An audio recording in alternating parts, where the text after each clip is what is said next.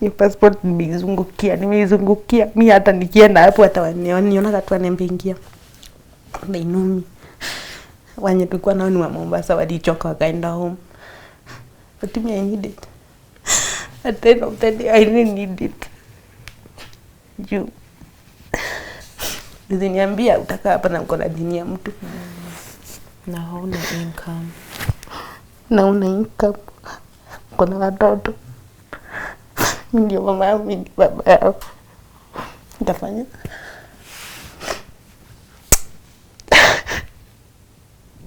Mwenye kwa tumengamiza kuna pesa ngapi? Ati pesa yenye iko ni 80,000. 80,000 ni. Na ujue nilikuwa na shikanisha natuma saa zingine 100. Saa zingine natuma hata 200. Shamba kubaiwa ni hewa. 7k yangu, 700k yangu ikakunywa maji hiyo. Hujaiona hiyo shamba? Sijawahi iona. Haya nikakuja nikasema mimi sasa hii nitajiwekea do. Sasa nilikuwa natumia brother yangu, nikaletewa laini kutoka Kenya. Nilikuwa natumia brother yangu anarudisha mimi najiwekea. Ukuja pesa hata wenye nilikuwa nimesema okay, jengeni home. Hawakujenga. Nikakuja home nikaangalia nyumba yenye imejengwa nikasema Mungu, hii ndio nyumba. Si hata siku mimi hata sijaikaa huko.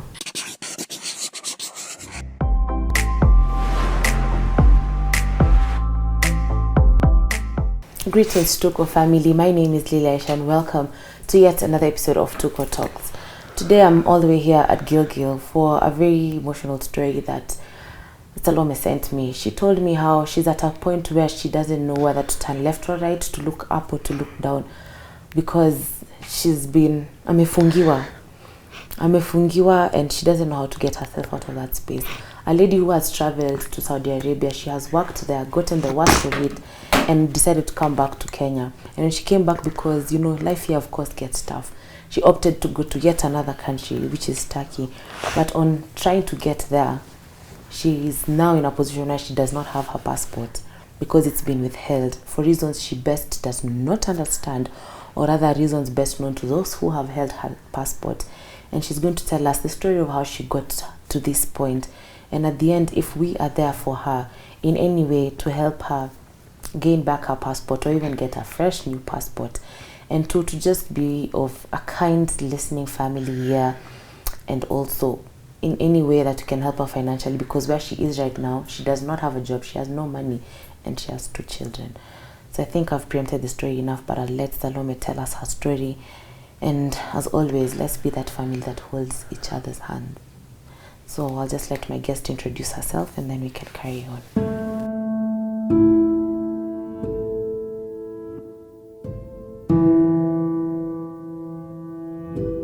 My name is Salome. I'm a mother of 2 beautiful girls. Meanwhile, I'm not doing anything. Nimekuwa tu. And yeah. Okay. I didn't know your mother was then your mother of 1 tumepata mmoja hapa. The other one is in school. Oh, okay. Yeah. Okay, nice. So maybe utatupatia tu a small brief about you. Pale ulizaliwa, ukalelewa. How many are you? Okay, nimezaliwa Nakuru County. Then place inaitwa Miti Mingi. Then tukahamia Kambazi, that's Bukia. Nimekulia huko since childhood until nikafika form 2. Kwetu tuko 6. I'm second born. 4 boys, 2 girls. My family had some issues, dad and mom. So most of the time my dad was absent. So nilikuwa nasomea, my dad was not like paying school fees, and then mom sometimes utaenda home pate madhe yuko amegombana akaenda. So most of the times nilikuwa nakuja then narudi shule. After na sometimes the principal alikuwa tunaona okay, wacha niache na huyu mtoto asome tu. So tuseme ni midterm, ananiambia ukienda midterm kuja na do. Hivyo at one point ikafika akaona ai shule itailipo. Hata when I left school, I left everything in school. Kuna kile nikuja tu venye mtoto anaenda home na uniform na bag. Yeah, nikafika hapo nika come home. Mom had already left, dad had already left. My 2 brothers walikuwa wameacha wadogo. akaenda na last born ni msichana na mwenye amemfuata ni kijana. So waliachwa kwa nyumba the two boys peke yake? Yeah, walikuwa shule, walikuwa wakubwa kiasi. Okay, so walikuwa shule wakaachwa, so mama akaenda. So when I come back from school sikupata madhi. Same sikupata dad. Juu dad then alikuwa by then anafanya business, alikuwa ananunua mahindi kwa Band Forest anapeleka Nairobi hivyo. So sikumpata time. Come home nikakaa, nikaona kwa sioni mtu mwenye anipeleka shule. So life unajua tu kama wewe ni msichana come home hauna mtu mwenye anipeleka anywhere, so utakaa tu. Nikakaa kidogo. So mom left, hatukujua madhe ameenda wapi. Hata dad by the alikaga sana kabla akuje. So sisi kama watoto tulianza saa me and my big brother. Na sasa hiyo I was very young. From 16 years old. So unaona unaenda somewhere unafanya 1 2 3 unasaidia kibarua. Alafu mahali my brother alikuwa mahali kwa Kisiagi. So huyo mzee alikuwa anaona tu kijana anampea unga na anampea so ile 100. Aende hata kama ni mboga tunanunua, so anampea unga. Alafu sasa mimi nikiona mtu mwenye atanipea kibarua nitaenda nifanye juu ya watu hii. Then baadaye ndio nikajua madhe ako huko Gilgil sasa. But it take time juu nitafuta kazi ya nyumba nikienda Nairobi. When I come home nikapata my cousin came na akaacha namba yake ya simu na she had mom's number. So by then simu zilikuwa mob. So venye nilikuja nikapata namba ya mom, so unajua kulikuwa na hizo simu za jamii. Nilikuwa mpigia na mama uko happy ni nini. So akati nitafuta job Nairobi, nilikam ya kuzisa nikatafuta madhe. Hata kutafuta madhe nilipata tu bado wako na watoto tuwili, the youngest one. So nikarudi tena Kambazi. Kurudi Kambazi nikapata nikachukua tena namba ya my cousin nikamwambia ni aje life huko. Yeye alikuwa anafanya Nakuru kazi ya hoteli. Nikamwambia maisha huko bana mimi atafia sina akanikujia. So that's how I left there. That's how I left Subukia and that's how I left. And your brothers kwa? My brothers nikawaacha. Okay. But wakakaka kidogo mom came akawachukua. So mama aliyebahatika akapata job kwa mzungu akawachukua. Wakakuja huku. Mama alihamisha like even my bigger brother wote tukakuja huku. Tukakuja sana mimi tu juu mimi nilikuwa bado najishughulisha. So nikakaa kwenda Nakuru, life ya Nax unajua tu na vent nini. So I had a boyfriend. Nikaona sometimes tutakapigia madhe sina hii. Pale nilikuwa nimeenda nilikuwa nipaka 150. So nakula hoteli na trek. Nyumba yetu tulikuwa tunakaa huko Bondeni. Bondeni nyumba ni cheap, unaweza lipa 900. Also we were paying me and my other cousins. Then sasa una tu pesa kidogo unaweka, ukifika mahali unarushia masa. Tukaenda hivyo so I got married. That's when I got married. Nikaolewa na huyo jamaa. Kakaa na yeye. I had my first car au baby girl kwenye kwa shule. Tukasumbuana na yeye, unajua alikuwa shule bado alikuwa anasoma. Uni? Alikuwa uni alikuwa Egerton, alikuwa bado anasoma. Tukasumbuana, but he was very nice. Kama mimi siona ubaya wake juu at least he helped me. So ndio nikapata katoto kasichana kangu kadogo and alikuwa bado ana hustle, unaona? Ana hustle na ndio shule. The reason as to uliachana na yeye ni kulikuwa sometimes analenga kuja home hivyo. Nipigie simu niambie sijui nienda wapi, sijui nienda job ya usiku, sijui ningeenda wapi hivyo. So nikaona mtu bana niachanisha aje, na afu nilikuwa na hiyo nyumba ilikuwa na mashida hivi. Kama sitakuja siku moja kufia kwa hiyo nyumba. So akakuja tu siku moja nikamwambia mimi tukazozana nikamwambia mimi acha niende home. So I packed. Akaniambia there's nothing you are taking in this house. Akakuja home, so nilikuja tu hivi mama. Okay. In fact I had this kaleso. Ni kazi yangu nilipita kwa kazi yangu akanipea juu in the morning akanipea nijirushie juu ilikuwa na kitu open. Nikakuja hapa, nikakaa nikatulia nikajifungua. Kutukujia alikaa sana kabla tukujia, Wakikuyu. Kama mtoto amezaliwa kwa watu wamekabila ukuja, you name them after your family. So I name her after my mom. Nikamname after my mom. Tukakaa tukarudiana. Kesi ni ile. sometimes akachukuaga mtoto akapelekaga kwao. Firstborn. So we are firstborn. Mamangu, she really loves that kid so much. Akamwendea up to date, ampenda sana. Akamwendea. So huyo tukamalizana na yeye hivyo. Nikakuja huku Gilgil. Kama huku madhe akanitafutia job. Sikuwa bado hata nimeshika ID. Akanitafutia job place fulani. Sio Peter Toll Station. Toll Station hapo ndani kuna mzungu fulani yuishi hapo. Akanitafutia job huko. Mimi nikaona manze huko mimi sitaweza. Haiwezi. Karudi huku. Kakuja kuna farm fulani iko na hapa ya maua, nikaandika huko. Nikafanya. That's sasa now when nilikuja sana nikienda Saudi. Huyo msichana akiwa almost 3 years. Nikaenda Saudi Arabia. That was I think 2014. Mwezi wa 7 huko, it was during Ramadan. Umeenda umelipiwa ndege. Haina food. Nilipia ya Arabia. Hiyo ndege kaujalipiwa food, wapeagi mtu food. Sijua ni nikaenda nikafika Sharjah mimi sijui ni ndri inakuaga ama kunaenda aje Sharjah. Juu mimi nilifikaga usiku. Na nilikuwa natoka the foreign day jioni. Haujakula au na nini. So ukienda ubeshta wangu alikuwa ameniambia na ukienda ubebe do. Hiyo pesa utaenda. Sasa ilikuwa ya kwenda kukula. Ilikuwa ya kwenda ninunue line ya huko. Juu aniambia Waarabu si wazuri. Uende na simu. Uende na simu ngapi? Kuna moja inaweza enda ikubali network kama moja ikatae. So we just take two phones. Mom ndiye alinipea yake. And I had this Alcatel nikamwambia mnakaita hivyo kasimu kingine hapo kadogo hivi. Ni ako nikabebaga. Ako kaenda kakataa network.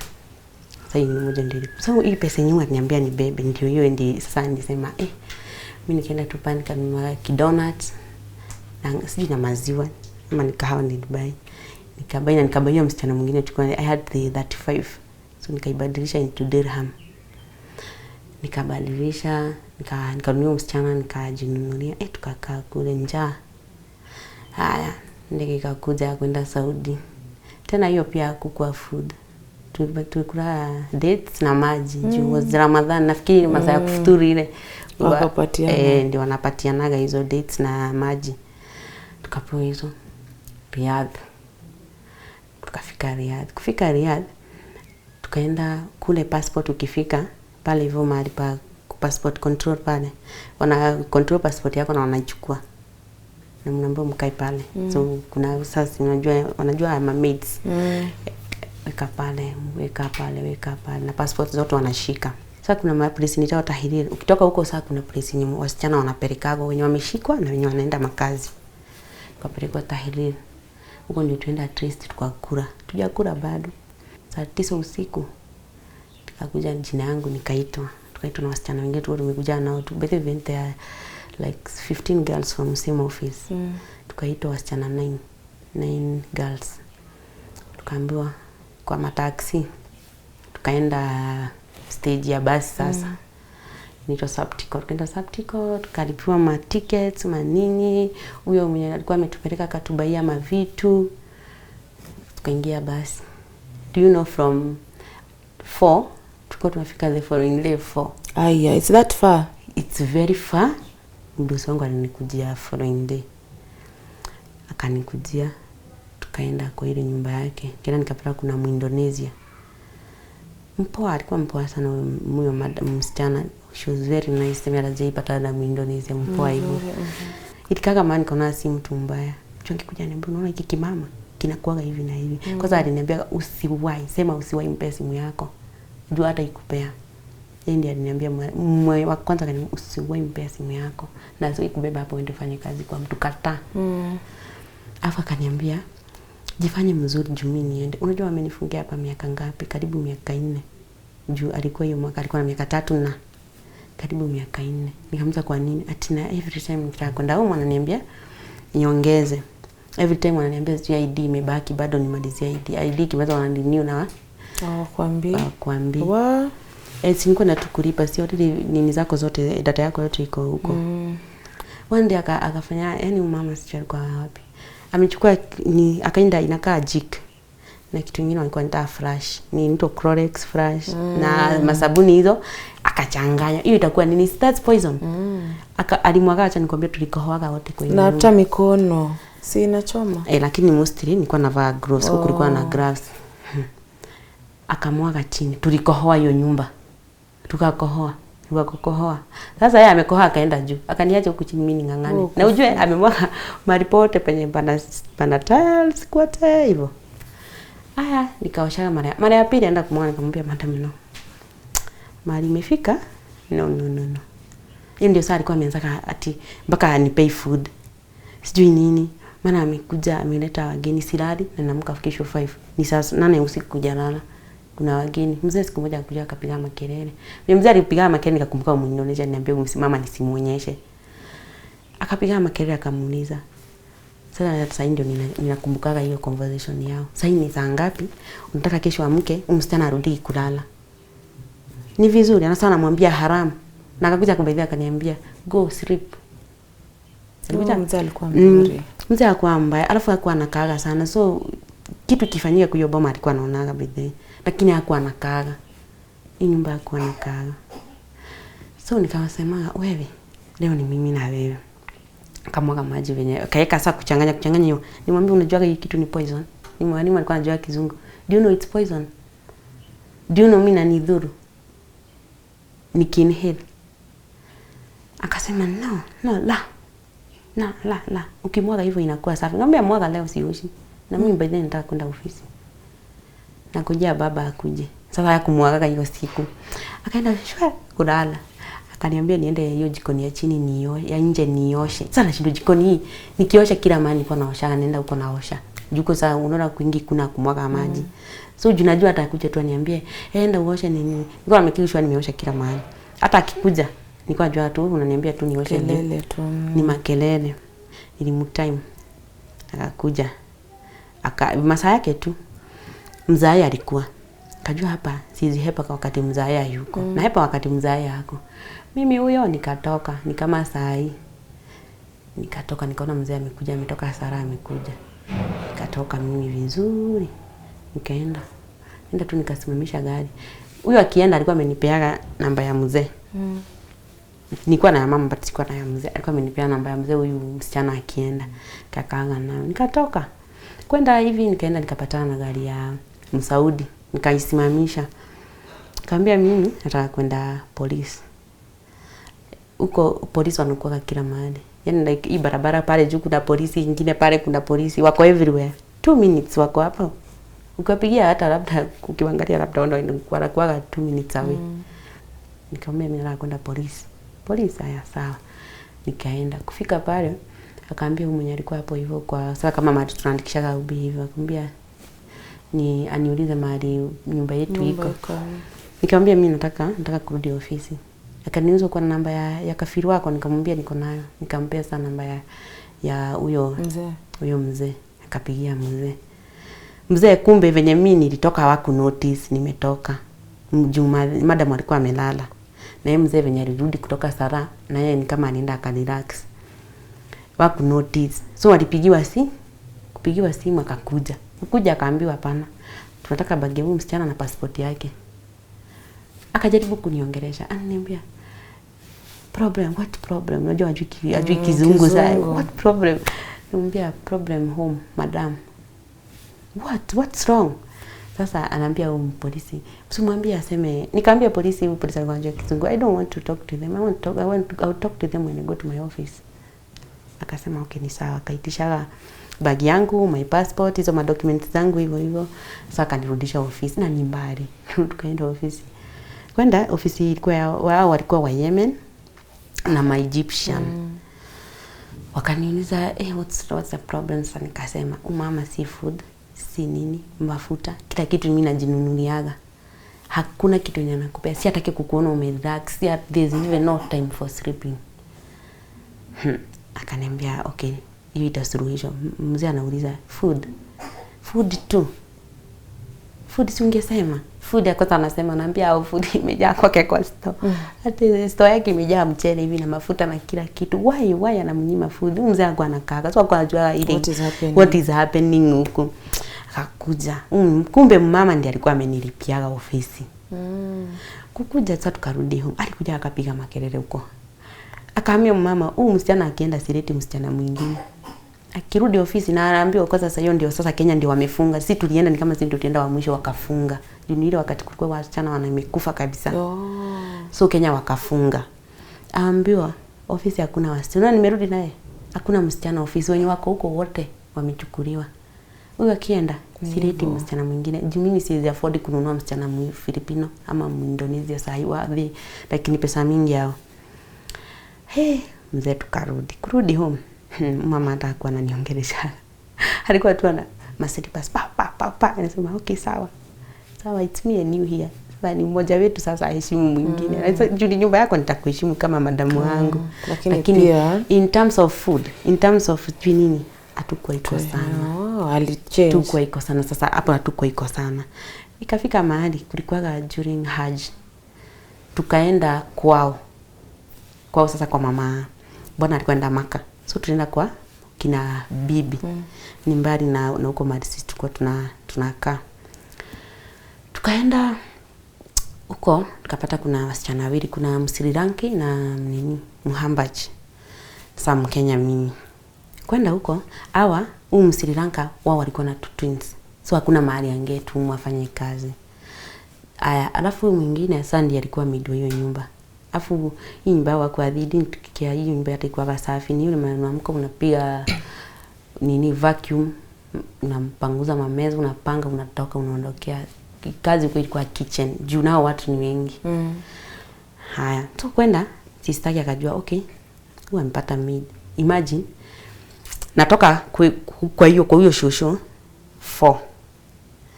Narudi kwa hiyo shosho 4 in the morning, sijalala. Unaona? 4 in the morning, wao wasichana wambakisha 2 hours waamke. Na wanalala kitchen. So mimi wakati nilikuwa kule nafanya kazi, they were sleeping. Nikikuja huku sijalala. Hata nikilala nitalala labda 1 hour. Unajua tu kitchen watu kila mtu utalala kitchen kila mtu anapita. Hautalala. Nikaenda for 2 days nikajua hapa. Mimi sasa sijui itakuaje. Yaani unakaa hivi kichwa inakuuma mpaka uoni. Yaani mwangaza ikumulika hivi uoni. Unajua tu usingizi. Kukuwa na usingizi mingi ni kama ugonjwa hivi. Fatigue is really. Nikaenda kwa huyo madam huyo sasa sister yake. Nikamwambia baada niende kule. Siwache nilale hapa. Nikiamka masaa yenye nakujaga hapa, si ndio unaamka niamke hiyo masaa. Akasema hapana, madam wako alisema urudi.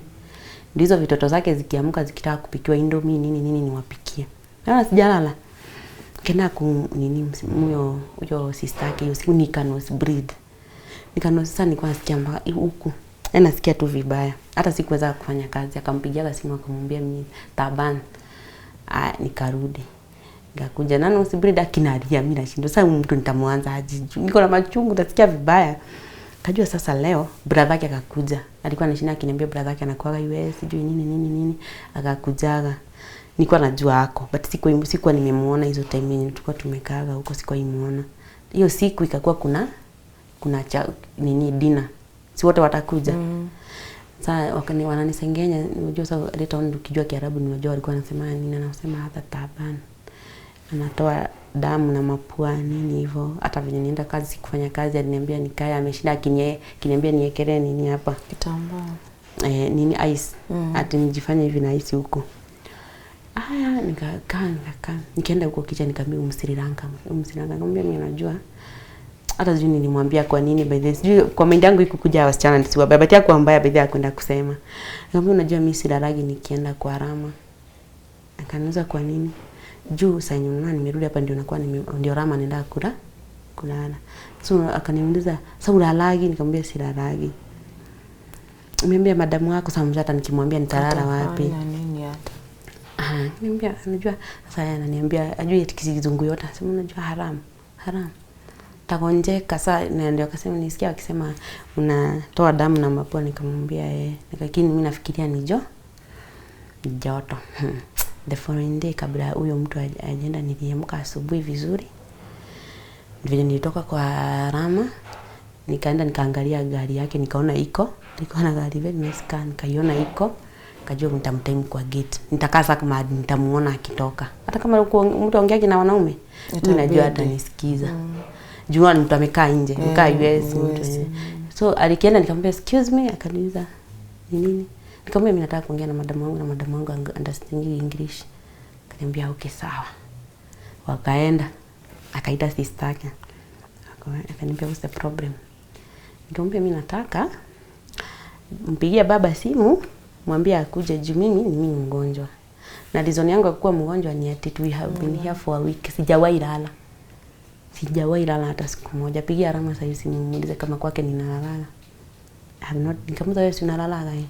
Na usipolala unasikia aje? Anasema vibaya. That's how I'm feeling. And so nataka aje. Akasema okay, let me go. Nikamwambia you're not going anywhere. Mimi nataka niongee na baba saa hii like this minute. Na madamu ako hapa amesikia kile kitu nimesema. Passport yangu ni yako nayo. So baba atasema tu nipelekwe ama nisipelekwe. Ni basi tu nitapandishwa. Basi zote zina connect ama ni mali ofisi yangu iko juu. We were very far away from my office. Sasa akasema this case is very hard for me kutatua. So wewe ngoja kafiri wako akuje, anakuja leo usiku tutatua. Na akamwambia right now go to sleep. Saa hii madam wako anataka wapi? Nikamwambia room yenye madam wangu anataka. Take your mattresses, go and sleep. Sleep as much as you can. Tena nikalala. Mzee kweli huyo jamaa alipigia mzee simu. Na mzee anajua kichwa yangu iko alikuwa anataka majinuni. Mwendo wazimu. Unajua kichwa yangu inakuwa mbaya. Akakuja ndio akamuuliza tena. Amza nilisema aje? Nisema msichana akienda mimi sileti msichana mwingine. Wala ndiko anapigania makelele yao. Akakuja akaniuliza unataka aje? Nikamwambia mimi kulingana vile tumesumbuana na madam nataka twenda. Mzee venye alikuja there was paid kalipo. Nisikuenda kwa msichana tena na tulikaka huko sikuenda kwa msichana tena. Hivyo sasa mimi na madam wangu tukakuwa like ni watoto wetu. Mimi mtoto wetu atangekuja aniambie kuja unibebe. Ningekubeba juu ni kazi yenyewe mimi niandikiwa. Lakini si ati niende kwa mtu nishinde nikifanya kazi nikuje standard na ulali. So ikafika time nikaona huyu mtu tunasumbuana sana. So I was huyu mtu alikuwa anasema okay, unajua ukienda ati uwezi toka huko. Kajua siwezi toka huko. Good. Nikapigia rafiki yangu simu nikamwambia unajua nini? Mimi naweza taka kutoka nje. Sikuambia nisitoke huko, mimi najua. Mimi sikuwa na smartphone. My phone ndio nilitumia, nilikuwa najua barabara zote. Unajua zimeandikwa Kiarabu na English. So mwenye alikuja mpaka kwa nyumba yetu. Sasa kuja na lori. Mimi nilipiga na lori ya maji. Akakuja akapiga round hivi, akaona tukapatana, akaniambia ni sawa. Nenda kupark, kulikuwa na Pepsi. Depot ya Pepsi na park pale, tukunaona gani. Ndio nikahepa hivyo. Nikakuja nje nako challenges. Unaenda unafanyia mtu job hata kulipa. Mtu anaweza fikiria akutupe nje na kutupa tu. 2 years niliteseka Saudi. Unatupa nje, wafu kwa nje unafaa ulipe nyumba nini, kwenda kila mahali ni gari hivyo. Bahati mzuri nikapata nyumba ya Wasiria. Nikakaa huko 3 years na huko. Siku hata natokeaga. My friend walishikagwa nyumba yetu kwa tunakaa mimi nikaogopa kutokeaga by the way. Bag zangu zikapotea nikasema huko sita everything kwa fanya huko. Kago nikitaka kutuma wananitumia, nikitaka kutuma na ndege wananitumia wao wenyewe wananitumia. So hiyo time yote nilikuwa natumaga tu pesa home. So there was this time nikafikiria hebu niulize na by the way mko na pesa ngapi? Mwenye nilikuwa natumia nikamuuliza kuna pesa ngapi? Ati pesa yenye iko ni 80,000 na ujue nilikuwa na shikanisha natuma saa zingine 100, saa zingine natuma hata 200 hivyo. Yaani hao watu kulingana vile mwatumia pesa na pesa nimwambia zitawasort. Alafu kulingana na wao ndio wana access do hata kama nimerate kutumia do wanaweza tutoa ati 80,000. Na sasa unajua niko karibu kuhome. Ni 2017 ikiisha. Sijui nikabaiago shamba kubaiwa ni hewa. 700k yangu ikakunywa maji hiyo. Hujaiona na hiyo shamba? Sijawahi iona. Haya nikakuja nikasema mimi sasa hii nitajiwekea do. Sasa nilikuwa natumia brother yangu, nikaletewa laini kutoka Kenya. Nilikuwa natumia brother yangu anarudisha mimi najiwekea. Brother yangu anarudisha mimi najiwekea. So pesa tu nilikuwa nazo ni mimi nilijisavia within that year. Bahati mzuri wale na hao walikuwa wananipa 2k ya huko, wakaniongezeaga. So at least nilikuwa na niko na pesa kidogo ndio nilikujaga nayo huko. Ukuja pesa hata wenye nilikuwa nimesema okay, jengeni home. hawakujenga. Nikakuja huko nikaangalia nyumba yenye imejengwa, nikasema Mungu, hii ndio nyumba. Si hata siku 100 hata sijaikaa huko. Nitoka tu juniona tutakaa tu tunakosana na mtu. Tunakaa tu tunakosana na watu. Jumi na mimi kuna vitu sijawahi kunyamazia by the way. Mimi sijawahi kunyamazia kitu, nitasema tu. Nikakuja home, nikasema okay, sitaki kurudi Saudi. Alafu sasa unaona nilikuwa nimekemboi. Niko na ban. Blacklist, niko na blacklist, sizirudi Saudi. So my friend amesafiri ako Germany. Akaniambia this person unaweza enda akusaidie kunini? Kukuja. So nikajaribu moja, kulikuwa na conference Greece. Nikanyimwa visa. Unajua hiyo kitu unakuwa umelipia. Nikajaribu ya Italy. Nikanyimwa visa. Hakuna visa nilipata. Nikakaa ndio COVID came. By the way, hiyo ya Italy nilikuwa nimejaribu 2020 mwezi wa June. I remember I went for my passport kule nini kwa inaitwa aje VFS ye. Niliendaga huko kuchukua my passport. Then venye nirudi hapa nikasikia ndege zimefungwa. Hawezi enda. She was on March 18th hapo hivyo nakumbuka. Hawezi enda mahali. Italia nilikuwa nataka kwenda ndio nikasikia wao watu kwenye kime happen. COVID ilikuja ikagonga huko kugonga. Nikakaa ndio nikapataga mimba yake Katoi. Nikalea mimba tu pesa dola nilikuwa nato. Ndio tulikuwa tunanisaidia juu babake na yeye ni wale mababa. So at this point vile umesema you had given money to someone in the country but there is no land ulipata. There is no land. Na ile nyumba ilikuwa ilijengwa kwa land ya nani? It was for family land. Yeah. And it's not uliangalia nyumba ukaona ulikuwa umeambia nyumba ni worth how much? Mimi nikituma ni I sent 250. 250k. Ichukue chini. Alafu kwingine wanaweza jenga na mabati sheet ama wajenge na mbao. So that's 700k plus 250k. Plus zingine nilikuwa nimetuma. Plus more. Yeah. Na ile 80k alisema imebaki ulipatiwa? Hiyo nayo sikuwa. Hiyo let me say the truth. Mimi ananiambia 80k niwaambia tumieni acha hiyo. 80k after 4 years. Do you know mimi kwanza nilikaga hivi nilikuwa nimefurahi miguu afa had a problem with my back. Nilikuwa tunalianga na shindwa what am I doing here? Si nirudi tu home. Watu wanakuambia marafiki zangu wamenunua ama wako na nini wengine wanamwaga mawe wewe una you don't have anything. So wenyewe msichana ananiambia basi wewe kuja tu pesa tunyo uko nazo kuja ujaribu kwenda kutoka tena at least hata uende nchi nyingine unaweza. Akakuja nikajaribu Italy, nikajaribu Greece. Hakuna yenye niliweza. Mimi sasa nikapata mtoi sasa hiyo pesa nilikuwa nimebakisha nilikuwa najisaidia nayo up to 2021 ndio nikaenda tena nikarudi kwa kampuni ya maua. Ndio nimekuwa nikifanya.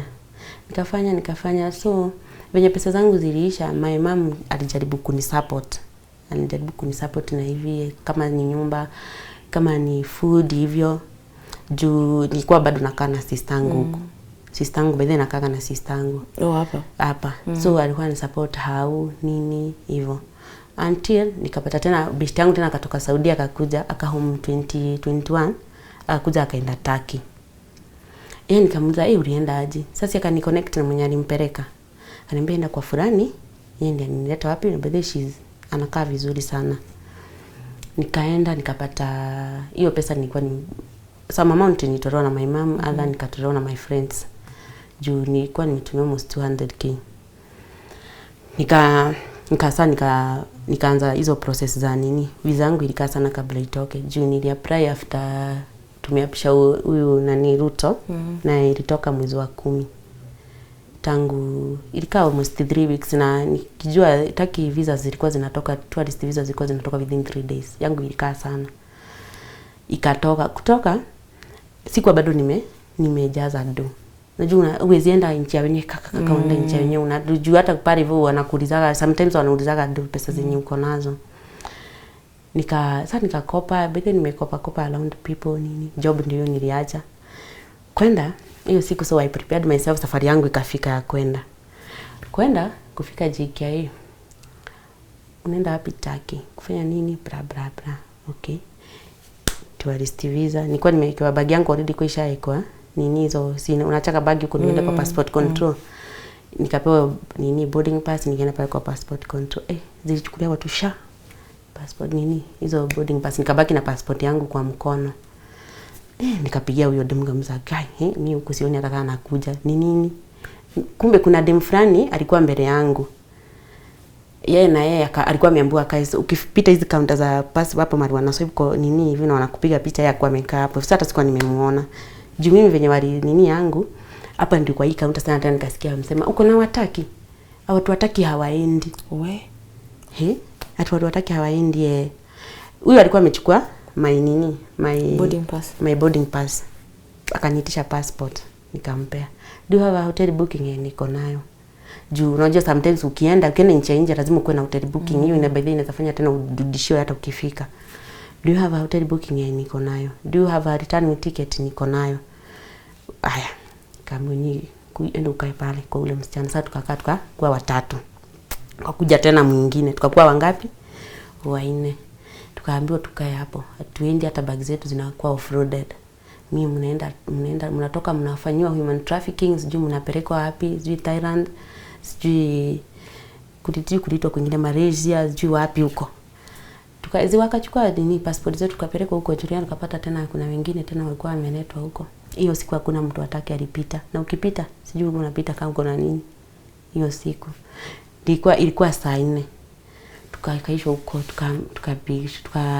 nitawaje ku interrogation kafanywa interrogation mpaka unachoka akili. Mlikuwa mnaenda sijui Malaya sijui nini. Mimi najiuliza kama naenda Thailand sinafaa kuwa na visa ya Thailand kwa passport yangu. Kama naenda Malaysia hata kama inapigiwa huko at least niko na ticket inasema nimeenda huko. Juu sidhani unaweza book ticket overnight.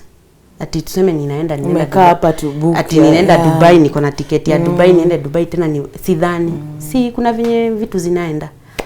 Tukachukua passport yetu tukachukua. The following day tukapewa form fulani. Tulikaa huko sana. Jua watu walitoa huko saa 6 usiku.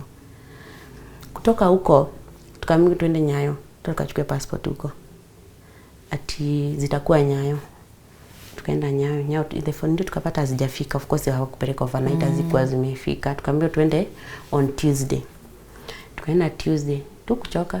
Tulikuwa watu 14 yeah. Na nyinyi wote mkienda mlikuwa mnaenda for that purpose ya kwenda kazi. The thing is hata taki saa hiyo tukiguguone na adness wameanza kupeana hizo visa nini za job. They allow you to go within time when wamekupea huko umebadilisha that visa to a permit. Wamekubali. Hawajakataa. So I was wondering why mimi nimejisacrifice. Nimelipa hiyo pesa yangu yote. Nimeacha mtoto wangu bila kitu. Alafu uchukue passport yangu acha kuniambia sitaenda mahali sitaenda nini. Haya. Hiyo siku tukaenda huko Nyayo. Tunaenda Nyayo Tuesday yenyewe tuambia twende. Tukaenda. Passport zenyu ziko hapa. And then nini uko DCI. Tukaenda DCI. Hiyo siku the same day wakasema kujeni kesho. Kufika kesho passport zenyu ziko hapa. And then sasa tukapewa namba tukapewa jina particular ya mtu mwenye tutaenda kuona. Sasa Nyayo. Nyayo sasa tukaenda tukapewa na huyo mkubwa huko tukapewa na particular mtu mwenye tutaenda kuona wapi? Kule chini. Do you know what he told us? Watu si nini huko kuna DCI. Si airport kuna DCI. Kwa nini hawako tuna hiyo kesi yenu na huko wanakuja kutetea kama kesi hapa? Si hatu kusema mtu wataki asimamishwe. Tunataka watu wa Malaysia na watu wa Thailand. Hatutaki na kuna mbele ya Mungu atasai mtu wataki hata mmoja hivi. Tunaonaga huko ni sisi tu. Hakuna. So tena tukaambiwa so that particular person akatuambia nyinyi rudini kule mseme mpewe passport zenyu aziko wapi? Hatuna passport zenyu. So mnarudi wapi sasa? Yaani ni Nyayo DCI for 2 weeks. For 2 good weeks. Hauna pesa kwanza mimi lost money wakati huko mimi bag yangu iliacha ubenye tukujiaga ni hata bag ya mgongo. Pesa yenyewe kwa imebadilisha into dollars mimi kwanza ilipotea. 37,000 ilipotea. Siku hiyo bag yangu niliacha. Kurudi bag sikupata. Haya. Kurudi unaona ni pesa sasa tena ni kwenda familia nini. I told mama yangu akakaa kama you know hiyo pesa yote juu yeye alikuwa ametoa kidogo. I hope people money. Nimekopa. Haya, mimi nikasema okay 2 weeks after 2 weeks do you know after 2 weeks ndio tuliona passport zetu hivyo ziko kwa drawer tu Nyayo nini immigration tu hivi. Ako nazo hapo si ati ziko mbali. That's when they decide okay na tuliendaga tukiwa wengi wakaona kumekuwa na like nini kuna issue sana ni kama scandal. So that's why they said this is our passport kesho nini mtapigiwa simu ni kweli they did that. tukapigiwa simu zikapelekwa huko chini. Huko chini ndio sasa tena mashida ziko. Ni wapi? Kiambu huko DCM. That office utaenda ukae huko. Utaambiwa kuja kesho, utakaa from 10 to 4 jioni. Kazi imeisha next day. Anaambiwa wewe mwenye anafaa kudili na nyinyi kesi yenu, anasema passport zenyu ziko hapa but nafaa niziandikie barua ama nini. Juu ulienda ukaandikisha statement. Umeenda umeandikisha statement. Those people wanakupea namba ya simu ati we call you. They will never call you. Yani hao watu mimi kwanza personally wamenitenda. Juu mimi that passport I don't need it. Mimi sina job, sina kazi nimeweka, sina mtu ananisaidia. I have 2 children, I have a house I need to pay. They need to eat, they need kila kitu ni mimi. Na hapa si kazi niko nayo ati ninafanya. So mpaka sasa hauna passport? Sina passport. Trust mimi nirudi juzi huko. Nimekuwa nikiacha watoto wangu hapa naenda Nairobi. Naenda maambiwa kuja siku fulani. Kwanza kuna hiyo siku aliniambia sitakwambia kuja this week. I'll tell you to come next week on Monday. Niliamkia huko. Nikaenda nikapata hati ya yuko. Nikamwambia nimgoje hati ya kukua fungu ya ofisi. So I waited for him. Alikuja akasema niko naenda meeting. Nimetoka Gilgil. Naenda meeting. Ati nitakuja saa 8. Nikangojea tu hapo mpaka 4.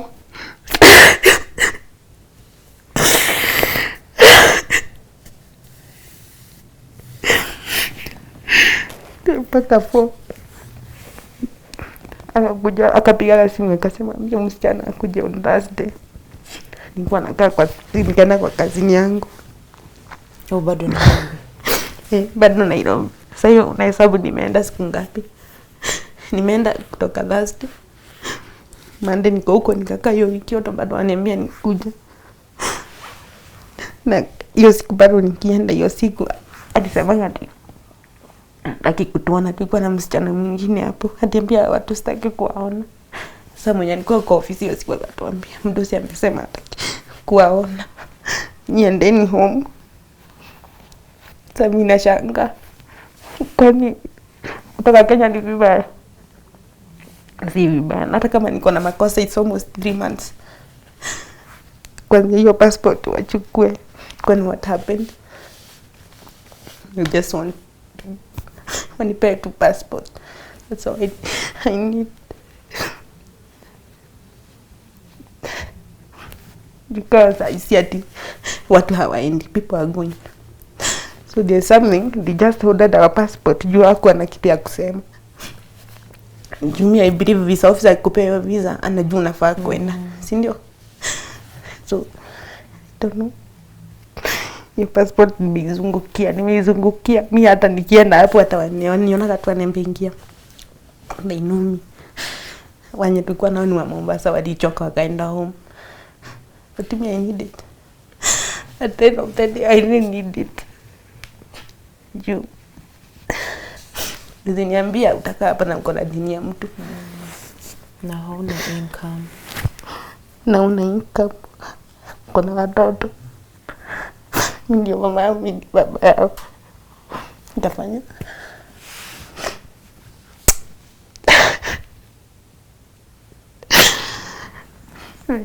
Ndio kama ingekuwa kuna kitu iko ndio walipea na agent. Wangekuwa shashika those agent. Si ndio? Hakuna eti mtu ameshikiwa agent.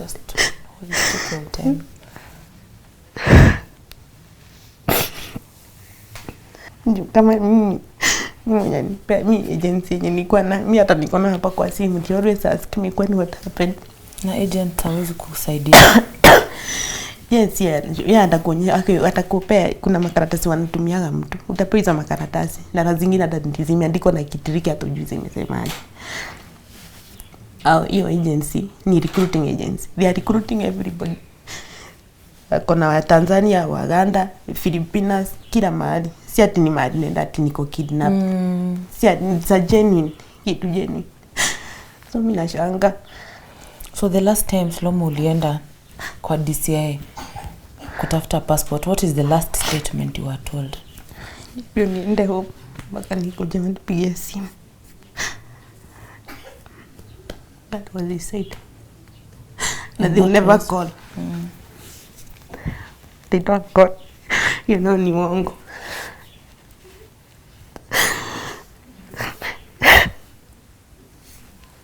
That's the biggest one. Grateful kwa watu. Mimi I believe wangechukua tu your passport. Visa yangu ndio hii. Mtu anafaa kwenda nini? Lakini kukaa na passport visa expire ushatumia pesa. What for? Then they are telling you what visa expire, that's all government ina kitu ya kulipa. They want to frustrate our watu. I'm so sorry for that. Anakuambia tu yarudi Saudi Arabia. Si lazima tuende Saudi yake.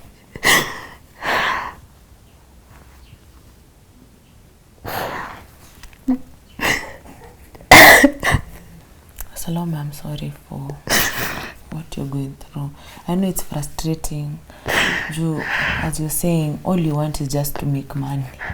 Yeah. You just want to make money for your children and for yourself. And I know you already have that fear of umepoteza pesa, is so much money. Yeah. For so many years, you've been losing and losing money.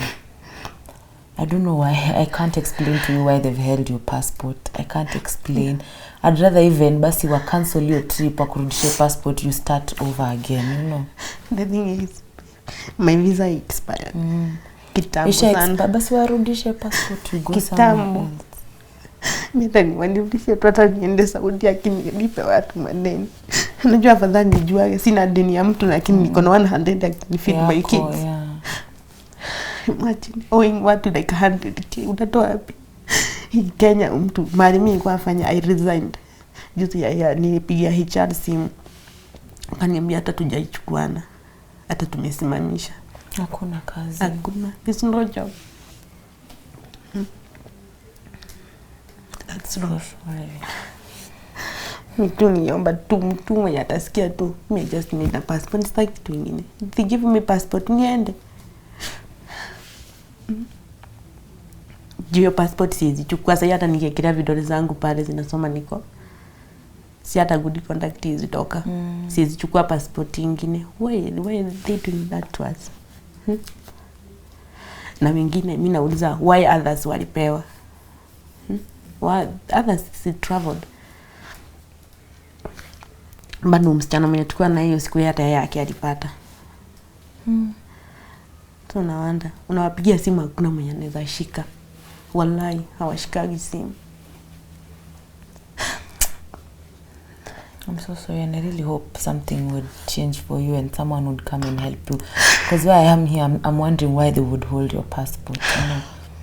Hiyo ninajiuliza ngapi kila siku. Alafu inaacha gani uniambia nikuje kutoka hapa mpaka Nairobi ni dhao, kurudi na dhao na uniambia nikuje. Mimi kwa ofisi from morning mpaka jioni, you not even talk to me. Wengine wanakuja unaambia enda nje. Enda nje ungoje. Na huko akiongea na wewe 1 minute enda kuja siku fulani. Sipo. Sipo imagine. As you guys have heard that story, it baffles me too. I'm not understanding why someone would be denied a passport. And as she has said, if at any one point she made a mistake or she went against the laws, then she's here saying, I'm willing to go to court. I'm willing to go through the process to rectify the mistake I've made. If you're out there and you understand what all this is, and there's a way you can help her, because all she's seeking is her passport. That will help her be able to make way for herself. As you've heard, she said here, she even went back and called HR where she worked before, here in Gilgil. And they said there's no space. People are, you know, like life is at a standstill. And I know you know out there, you've seen it on Twitter, on Facebook, on Instagram, people saying there are no jobs. People are saying, my salary has been slashed. People are saying I've been dropped out of work with no reason, because things are becoming hard. And for her, she's saying that when with children, you know, it becomes harder for you because you're not by yourself. You have 2 other young children to take care of. So here we are seeking your help. If you have any idea whatsoever of how to help Salome get out of this situation, you can reach out to her and she will tell us how you can reach out to her. It makes me feel so bad when I see a mother's tears, because she's not crying for herself, she's crying for her children. That is very evident. So Salome, ukiangalia tu ile camera, you can tell us how people can reach to you by giving us your number and the name. Okay, mtu anaweza nipigia simu. I have just one line, 07 92 97 1265. Yeah. Tena 07 92 97 1265. Yeah. Jina ni Salome Wanjiku Kihara. Okay. So that's her number. If there's a way you can be able to help her, of course, even us here, we will try our best to figure out what this situation is. But if you are there and you heard this story and you know there's a way that you can help her, hold her hand so that she can feed for herself. It's tough. I know for sure it's tough, and she's broken. As you see, she broke down at the very end, just encountering all that she's gone through. But I know you are there and you can help. Reach out to her with that number, and I'll also make sure it's pinned on the comment so that you can be able to get it. It's another episode, another sad reality of what people are going through out here. And I know there are many others who sit in such a position, and I pray that one day stories like this will change. I pray that one day Kenya will be safe enough for people to be comfortable, to be able to do what they seek to do, because she's not a criminal. She's not a criminal.